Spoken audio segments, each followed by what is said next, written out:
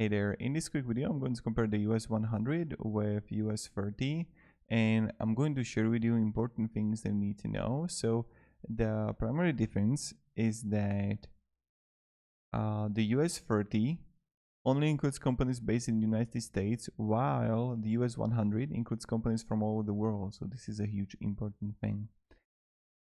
And the DJ only includes also the 30 large companies, while the US100 includes over 2,500 companies of all sizes. So that's pretty much it. I want to share with you some important things regards both.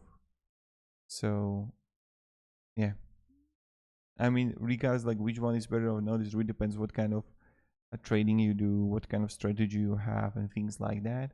So that's pretty much it. Now, thank you very much for watching and have a great day and goodbye.